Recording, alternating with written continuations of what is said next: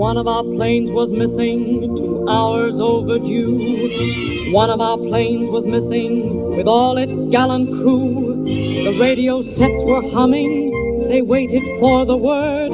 Then a voice broke through the humming, and this is what they heard. Coming in on a wing and a prayer. Coming in on a wing and a prayer. Though there's one motor gone, we can still carry on. Coming in on a wing and a prayer. What a show, what a fight. Yes, we really hit our target for tonight.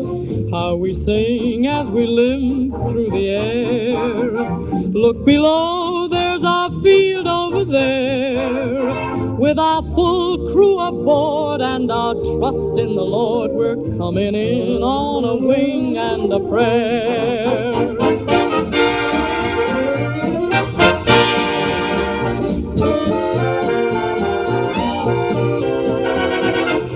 We sing as we limp through the air. Look below, there's our field over there. With our full crew aboard and our trust in the Lord, we're coming in on a wing and a prayer.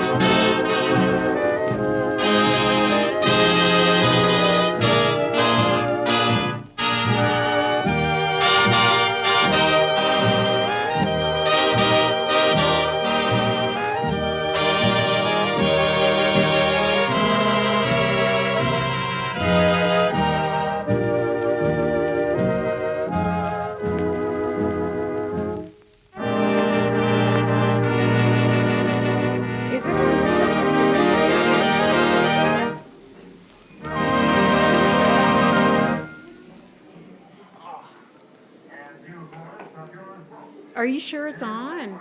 Yeah, it is.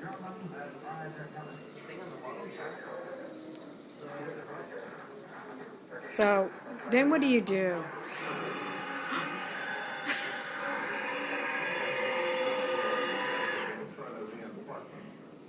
That was it? That's it. It just looks like you're flying with all them behind them. Okay, come down.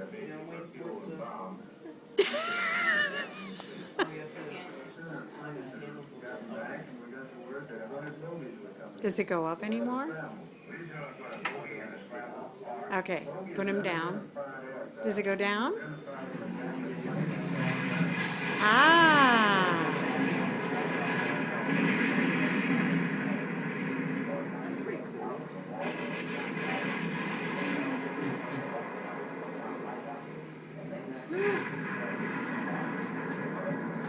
Are you coming down? Yeah. Yeah. That's crazy. They got like this round stuff. They don't mess around. Got like a whole bunch of stuff down there. I don't want to land in the tree though. Oh, you're going to land in the trees?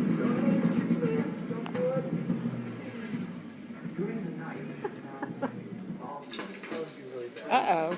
I landed in a tree, of course. Oh, there you are. Unfortunately, you landed in a forested area and got stuck in a tree. You cut yourself out of your parachute.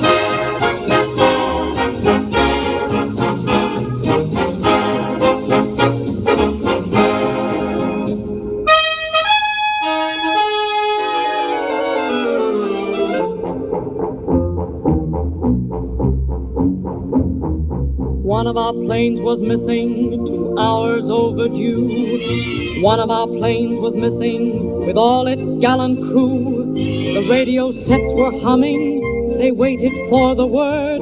Then a voice broke through the humming, and this is what they heard. Coming in on a wing and a prayer. Coming in on a wing and a prayer. Though there's one motor gone, we can still carry on. Coming in on a wing and a prayer. What a show, what a fight. Yes, we really hit our target for tonight. How we sing as we limp through the air. Look below, there's our field over there. With our full crew aboard and our trust in the Lord, we're coming in on a wing and a prayer.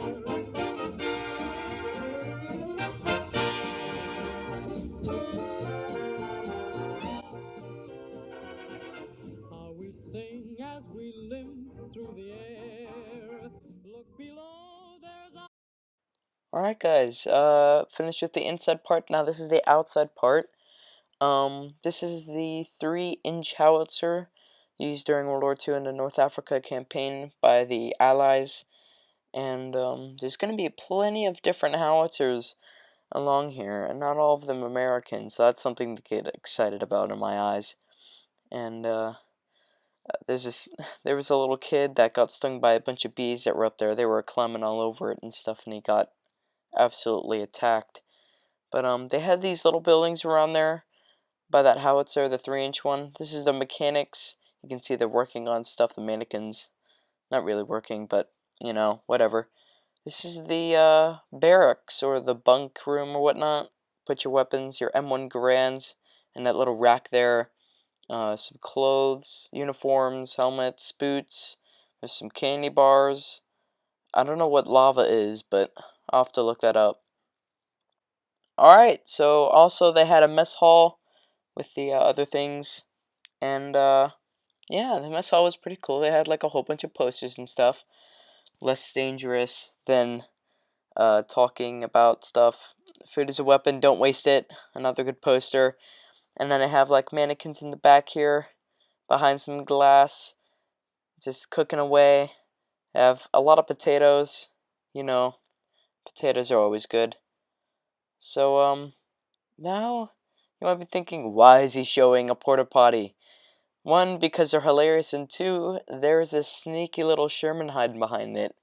Now, it took me a while until I got close up to it, but I thought at first this is an E4 Sherman, an M2 A2 E4. This is actually the E M4 A3 Sherman. I don't know which A, whatever, it might be the A1 or not A1, E3 or E2 or A8. It doesn't say. It just says, as you can see here, M4A3 Sherman. Fourth in the Sherman series, so maybe that's a M4A3E4. Maybe it was an E4. You never know. But the 75mm gun, it's a lot bigger than you think in the game, World of Tanks, and it's just really cool, like seeing these tanks in real life. Some awesome cameramanship going on right there. And I think I stand in front of it to show the size. Yep, right there. Pretty big. And then we get this beast, the Pak-43, the German 88mm anti-tank gun. Now, this is the anti-tank gun variant. This is not the KWK-43, which would have been the Tiger II's gun or the King Tiger's gun, whatever you want to call it. There's just Sherman there in the back. So this gun would have been shooting that Sherman back there with its armor plates covering its ammo rack, which is kind of ridiculously overpowered. But hey, it shoots pretty far and gets Sherman, so that's pretty good. Just checking out the different, quick note, the muzzle velocity is unknown. And it says here that only 5 Pak-43s are known to exist in the world. So that's pretty cool that they had one in my eyes. And so there's a big soccer field around there. And we came around to the back. This is the Cold War section outside. And when I drove past this on the highway, I thought it was a Patton, an M46 or 48. It turns out it's an M60 Patton, which is pretty much a modified version of the Patton series. And it's it's pretty big, and it's pretty cool, and I got a picture of it that my grandma took for me. It's not in this video. There you go. The Army's new 50-ton killer, built to kill T-54s and T-62s, 105mm M68 rifled main gun. Five crew members, and there's a Cobra sitting right next to it. But right at this point, I was just like, M60 Patton. Oh my gosh. Yeah, there's a Cobra sitting behind it. I think I have another clip of that in the next clip. And yeah, this thing is pretty impressive. You got your standard mini turret on top of most American tanks after the war. The epic cameramanship going on here is totally ridiculous. There's the gun. I'm like standing right in front of it. Lay my hands on the thing. I just want to touch it. I like touching tanks. And if you can see, the hole is actually curved or sloped, if you like, which I thought was kind of cool. You don't really see that kind of detail in Mortal Tanks, so I just never knew that. And I didn't really get a close up because it was broken and stuff. It wasn't really a full Cobra gun ship, but you can see there it's missing the mini turret, so I just kind of like had a walk by of it. And then we got to this thing, and I had no idea what it was. At first I thought it was a Chaffee hull, and they put like a little modified turret on top, but actually it is a M42 Duster chassis with a two 40mm Bofors anti-air guns, so that's pretty cool. And quick fact, I think it's the M42 Duster. They took this hull and put a Hellcat turret, which you will see later, on top, and they gave it to China, and they called it the Type 64, which is pretty cool. So I'm just walking around a tank here, or anti-air gun here, or mobile air, whatever you want to call it. You see all these tanks in real life, and you think, wow, why aren't they this big in World of Tanks? I don't know, it just seems like really weird how big these things are. You'd think, you know, when you see the Hellcat, it'll kind of make sense, but when you used to drive along the highway, you can see the cars in the back there.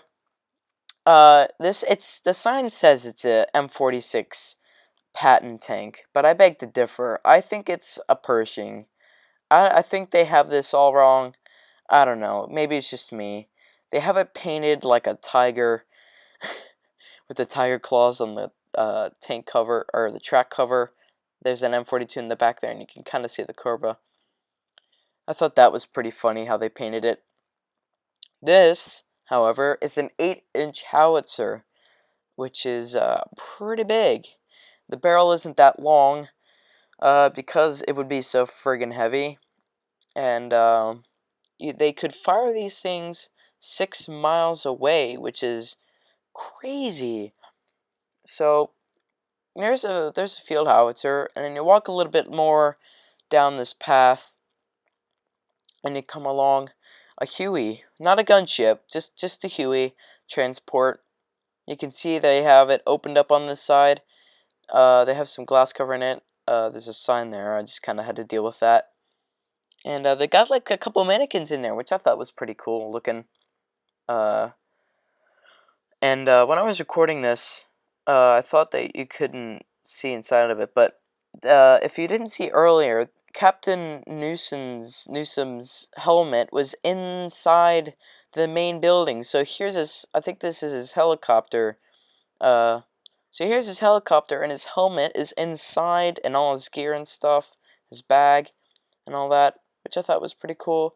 Then they have this little display with a hooch, which is like a little hut, like a barracks. This is a Korean War display. They have a little watchtower here.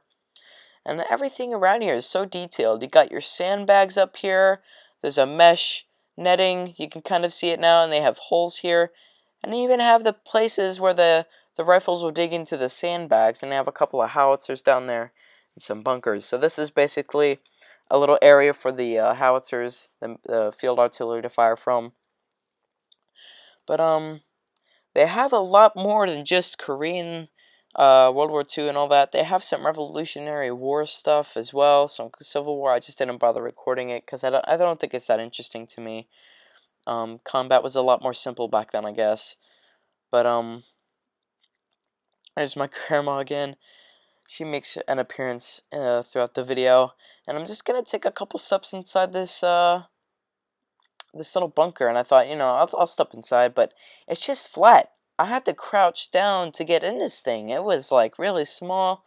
It would be really awkward to shoot out this little thing because of the way it is. You'd really start hurting your back and your neck after a while. But this is one of the howitzers. I think this is the 105mm gun that they had there, and used during the Korean War, obviously. And in World War II as well, they used it in, not this particular one, but they used this gun variant in, what is it? Oh, I can't remember what it's called.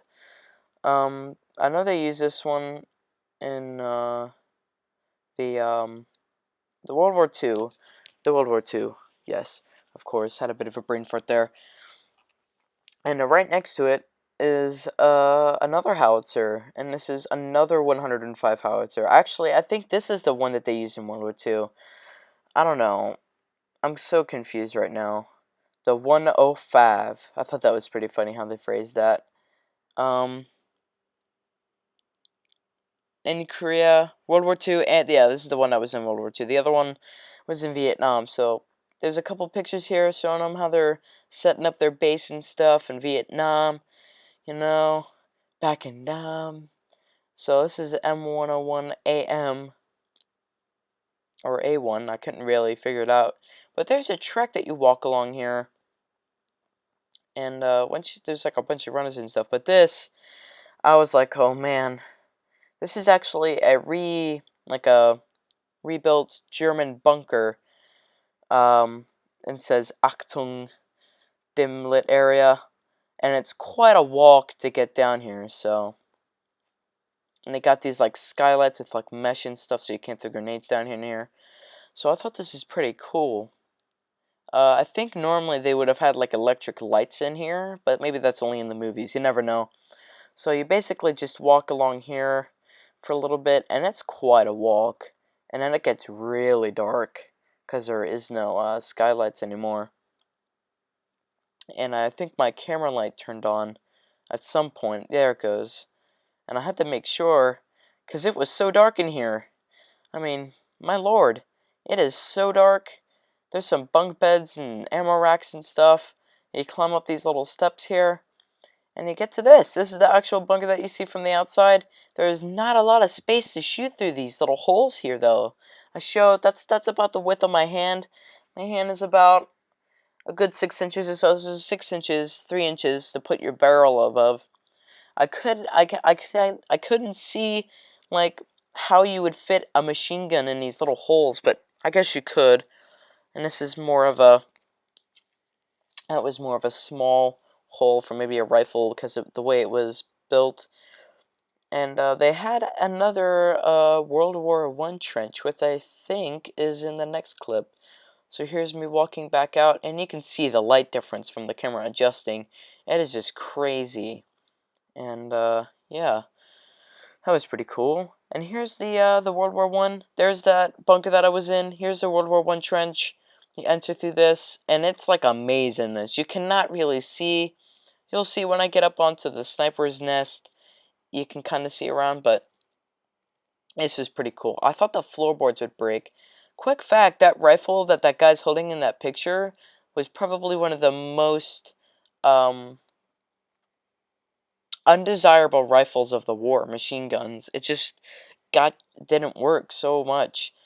And here's like these little things that you would stand up to shoot out of. So I got up here, and there's some barbed wire and stuff, and got back down. But as you can see there, these boards are pretty far apart at some points. Fairmont Trench, right there. There's my grandma. Fantastic.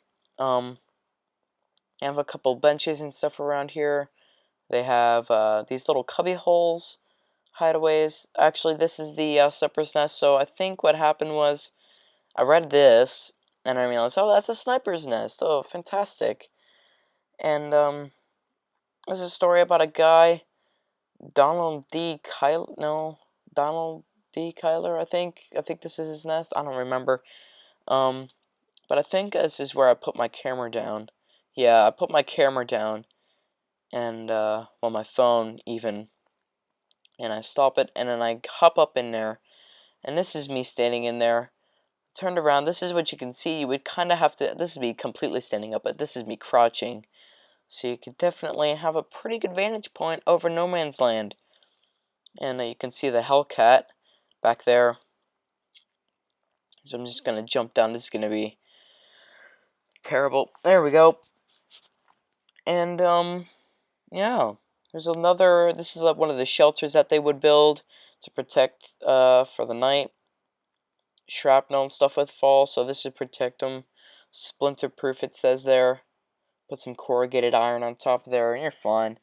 Except when they, directly hit your trench. That would be awful. And,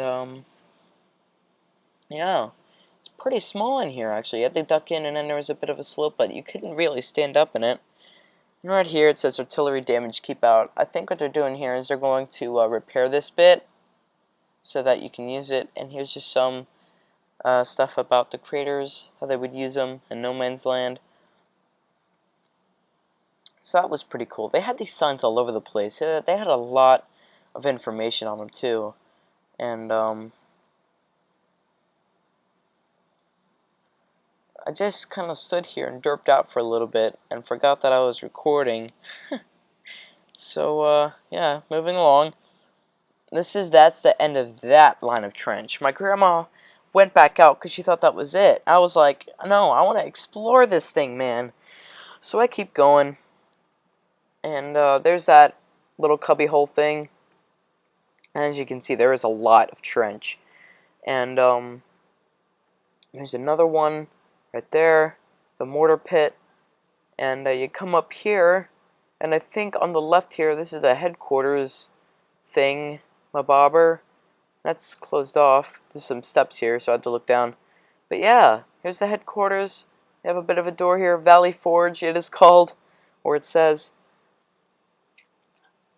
304th, 314th Infantry. This is the medical bay, and I could not see like 20 guys like injured and like hauled up in there. Like I could not see that. That's probably explains why they had them out in the trenches all the time and stuff, like the actual bits nearby and stuff. But that's just, when I think about that, it just gives me chills down my spine. It's just, ugh. So that was the trench, the World War I trench, and that was pretty cool to explore. Hellcat. So, took a couple steps closer. This is the back of the Hellcat, as you might have noticed. They got some extra tracks on the back there, some nets for the gear or whatever, metal bars. The 5 road wheel suspension on the Hellcat right there. The M18 Isra, they called them Hellcats, with the 76mm gun. I rolled up in this place and I was like, oh my gosh, there's a Hellcat. It has a 76mm gun. And I knew it. I think it's the M1A2 gun. The M1A1 gun is a 75. But in a minute here, I actually knock on the armor because it is only 13mm thick. And I wanted to see what it sounded like because it is only 13mm thick. So it sounded pretty hollow. It was insane. But on the plaque there, it just talks about how it was designed for a smooth ride so it could go fast. And now we're getting to the last bit, the last clip. And this is a M1 or M3 Bradley fighting vehicle. M3, M7, M2, I can't read it. It's too blurry. If I get in closer, M7 Bradley vehicle. I knew it was a Bradley.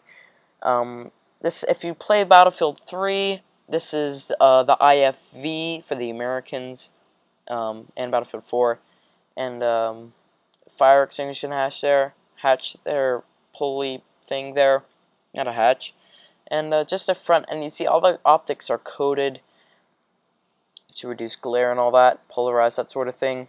And come around the back, and it is quite a block of steel at the back. There's the door, and they have it locked so kids wouldn't, like, play around in it. So it has a 25mm main gun. That's pretty cool in my eyes. And then over here they have an Iraqi era, like a bunker, a cover system sort of thing. And this plaque talks about a HESCO, and that's what these things are called, with this burlap material, with all the sand and stones and stuff in them. And this plaque talks about how they used them in Iraq and in during a flood in I believe it was North Dakota or something. I can't remember. But you can see they're pretty big and they're pretty full of stuff to protect you from. Well, to help protect you from things. And yeah, that's pretty cool.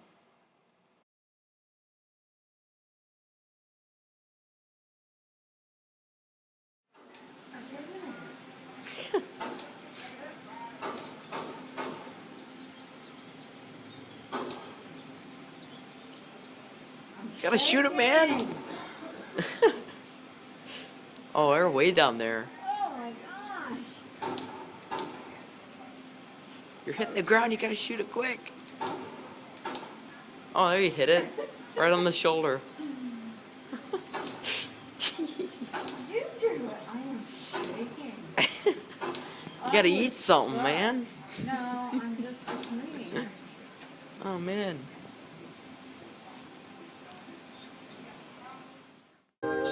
Alright, that was a visit to the Army War College in Carlisle, Pennsylvania. There will be a link in the description if you want to visit there. It's totally free, and they have a load of stuff that's really cool. I didn't really show a lot of the Civil War and Revolutionary War and French and Indian War stuff, because I wanted to keep this video as short as possible, and just try and keep it to one theme, if you like, and like Modern War-ish. And there's a lot of cool stuff in the gift shop as well. They have like a dog tag. You can get your dog tag done professionally, like they do in the Army. Well, not really professionally, but it's just a really cool place to visit. So remember, there'll be a link in the description if you wanted to check out their website and see if you can come up. And yeah, so set your watches, keep an eye out for those videos, guys. I want you to give me some comments. Tell me if you enjoyed this visit to the museum. And yeah, just check out my channel if you're new, and set your watches. I'll see you next time.